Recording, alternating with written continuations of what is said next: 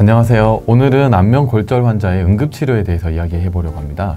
지난 시간에는 안면골절에 대해서 전반적으로 이야기를 했고 어떤 증상들이 나타날 때 안면골절인지 의심을 할 수 있는 것들에 대해서 이야기를 했어요. 그래서 오늘은 응급처치에 대해서 각각 이야기를 해볼게요. 먼저 사진을 한번 보시면 이 경우에는 지난번에 설명한 그 사진하고 똑같은데 환자들이 음식을 씹기가 어렵고 치아가 안 맞는다고, 그리고 얼굴이 비대칭이 된 것 같다, 턱이 돌아간 것 같다, 또는 오른쪽 사진처럼 멍이 들었다, 또는 아래턱에 감각이 없다, 치아 사이가 흔들린다, 또는 층이 있다, 치아도 흔들린다, 이런 경우에 어떤 그 골절을 의심할 수 있죠? 상악골, 그러니까 위턱뼈, 그리고 아래턱뼈 그렇게 이제 부러지게 되면은 잘 안 물리고 얼굴에 비대칭이 생길 수도 있죠. 그리고 여기 감각도 없을 수 있죠. 여기 그렇죠. 신경이 손상되면. 네. 그래서 이런 경우에는 어떻게 해야 될까요? 피가 나면 피를 안 나게 해야겠죠. 그리고 만약에 이게 턱뼈가 움직이면 안 움직이게 해야 돼요. 그리고 수술 부위에 피도 좀 많이 나고 계속 붓고 멍이 들 수 있기 때문에 병원에 오시기 전에 그 환자분들은 얼음찜질 같은 걸 하시면 더 좋아요. 그래서 피도 좀 덜 나고, 그리고 만약에 찢어졌다 그러면 거즈 같은 거를 식염수에다 이렇게 묻힌 다음에 이렇게 압박을 해서 병원에 오시는 게 좋고, 이 피부가 찢어지거나 이제 열상이라고 하는데 이 부위에 대해서 응급처치하는 거는 연조직 손상편을 참고하시면 될 것 같아요. 그리고 예전에도 이야기했듯이 얼굴 턱뼈, 위턱뼈나 아래턱뼈는 치아도 같이 손상이 되는 경우가 있기 때문에 치아가 빠지거나 흔들리거나 시리거나 이런 증상이 있으면은 치아 외상편을 참고하시면 될 것 같아요. 그래서 먼저 턱뼈가 흔들리거나 그럴 때 얼굴을 밴드로 감싸는 거 한번 보여드릴게요. 좀 전에 설명드린 것처럼 실제로 아래턱뼈나 위턱뼈를 고정하는 방법을 이 밴드를 통해서 보여드릴게요. 이 밴드는 시중에 약국 가면은 구할 수 있어요. 그래서 아무 밴드나, 또는 없으면 천이나 수건 같은 걸로 하셔도 상관없거든요. 그래서 아래턱뼈가 막 움직이면 문제가 되니까 이 문제되지 않게 이 밴드를 여기 이렇게 뒤집어서 아래턱뼈부터 이렇게 한번 입술 아래로 감싸주세요. 한번 감싸고 머리 위로 꼭 감싸주셔야 돼요. 이렇게 세게 할 필요는 없고요. 이렇게 움직이지 않을 정도만 하면 되는데, 귀 앞쪽으로 한번 이렇게, 그리고 반대쪽도 귀 앞쪽으로 해주시면 되거든요. 그리고 그 다음에 묶을 때는 귀 뒤로 가서 머리 앞쪽으로 이렇게 한번 이렇게 해주세요. 이게 2번 감싸도 되고요, 한 번만 해도 상관없거든요. 그렇게 이렇게 해서 여기다가 이제 머리 스타일 때문에 이렇게 한 건 아니지만 이렇게 해서 테이프를 붙여주시면 돼요. 한번 해보실래요? 크게는 안 벌어지는데 이걸 더 세게 하면 크게는 안 벌어지거든요. 그래서 이거를 입이 생각보다 많이 벌어지네? 안 벌어지게 하려고 이걸 더 세게 하셔도 돼요. 그러면 해보세요. 덜 벌어지거든요. 이렇게 하면 이 턱뼈가 막 뒤틀리지 않고 이 상태로 고정된 상태로 오실 수가 있어요.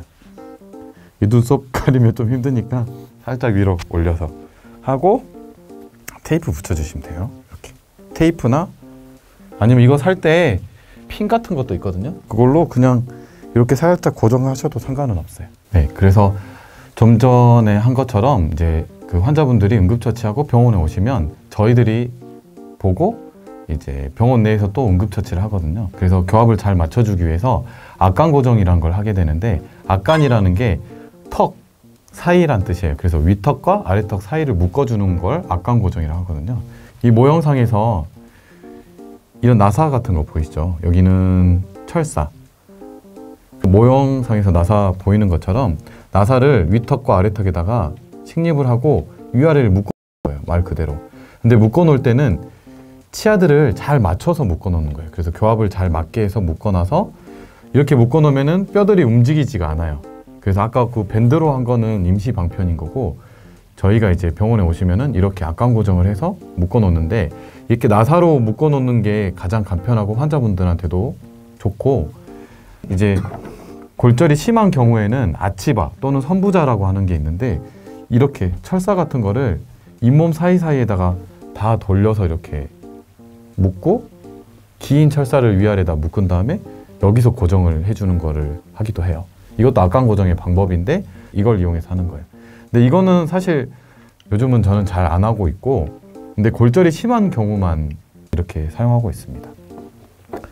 그리고 나서 나중에 이제 그 수술 날짜를 잡고 이런 식으로 아까 설명드린 것처럼 뼈가 부러지면 부러진 뼈를 맞추고 나사나 금속판을 이용해서 골절편을 고정을 하게 됩니다.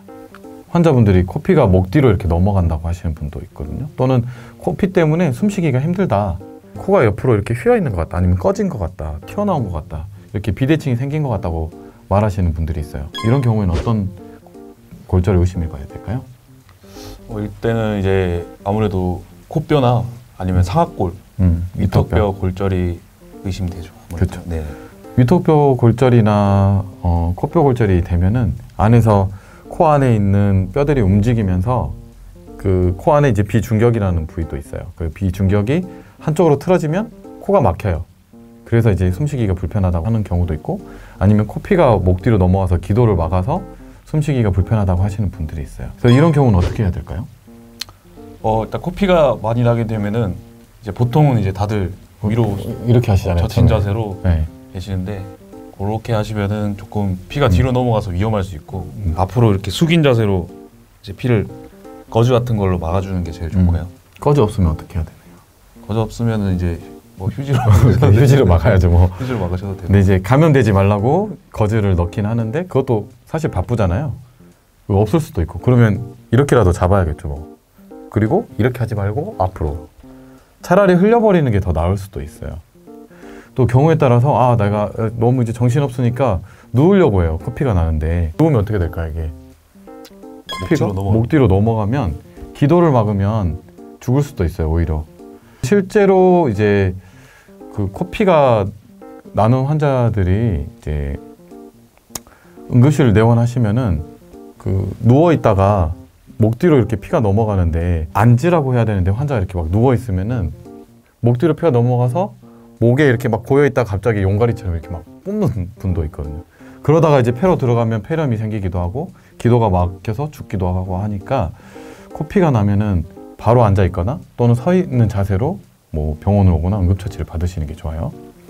다음 이제 사진을 한번 보실까요? 이제 코피가 왜 나는지에 대한 원인을 보여주는 그림인데, 코피가 많이 나는 이유는 코 안에 모세혈관이나 혈관들이 많이 분포되어 있기 때문에 코피가 나는데, 코피가 주로 앞 또는 뒤 이렇게 나눠서 이렇게 코피가 나는 거예요. 그래서 코의 앞쪽에서 피가 나면 그냥 아까 말씀한 것처럼 꺼즈나 화장지 같은 거 이렇게 코 안에 잔뜩 넣으면은 막아지는데, 코 뒤쪽에서 피가 나면은 코피가 앞으로 안 나오고 목구멍으로 바로 넘어갈 수가 있어요.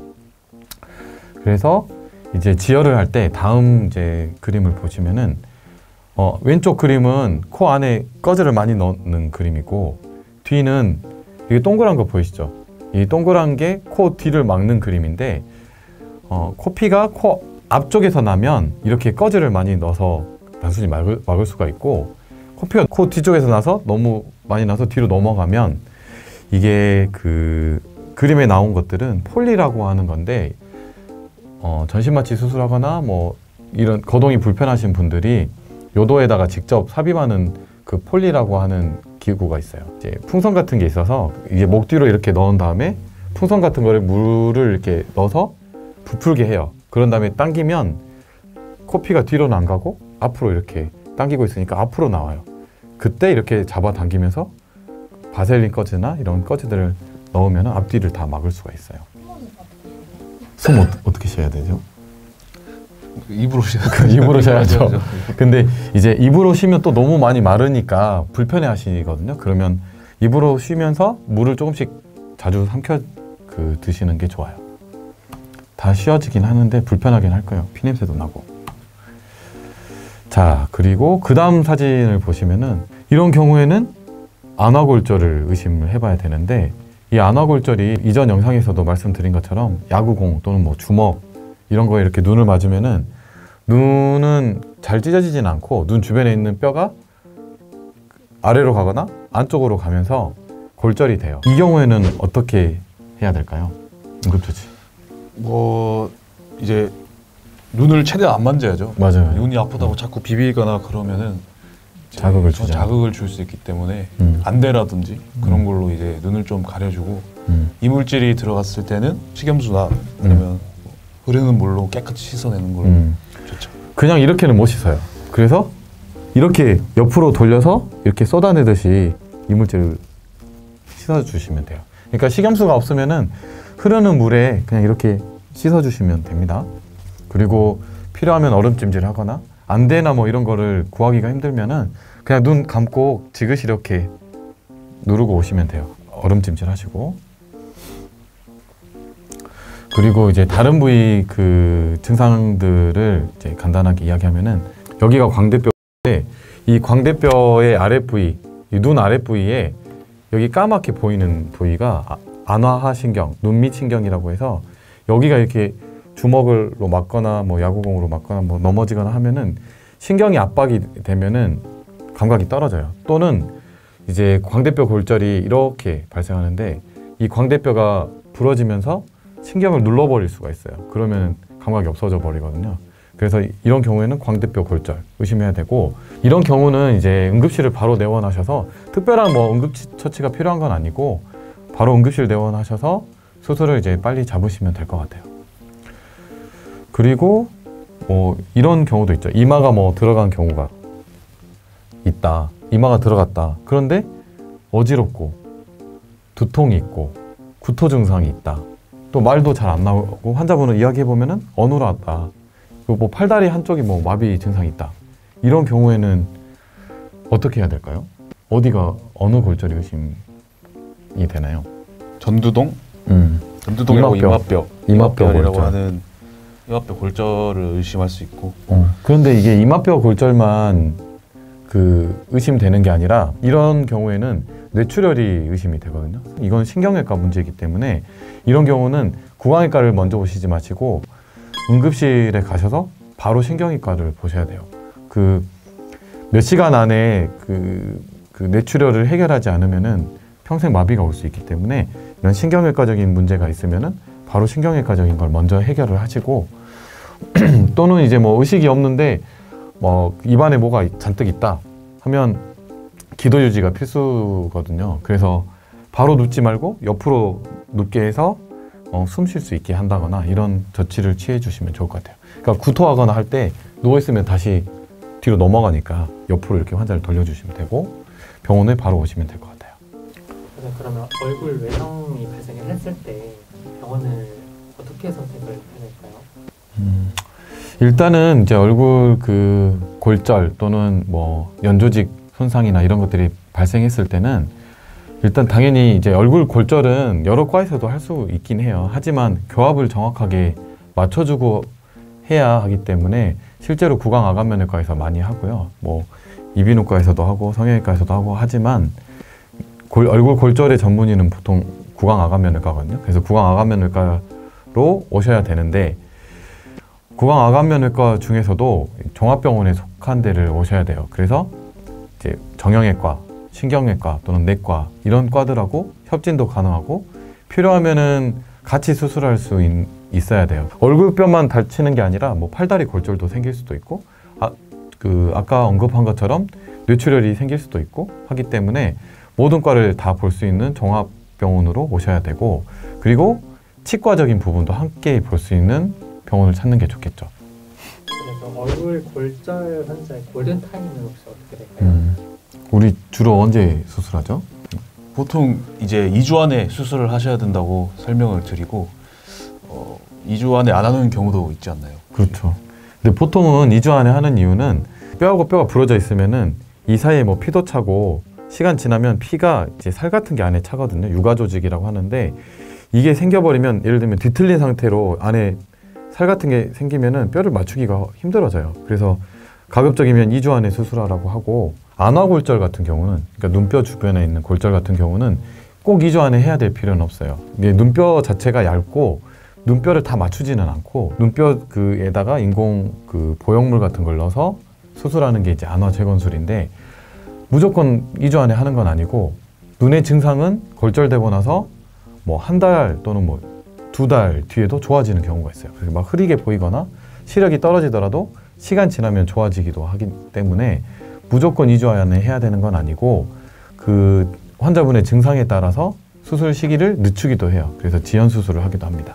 오늘은 안면 골절이 의심되는 상황에 환자분들이 어떻게 해야 되는지에 대해서 각각 알아봤고 병원에 왔을 때 하는 응급처치 등에 대해서 이야기를 해봤습니다. 다음 시간부터는 얼굴 뼈 골절 각각의 세부적인 것들에 대해서 이야기를 해보고 부위별로 수술적인 방법이랄지 처치 등에 대해서 이야기해 보려고 합니다.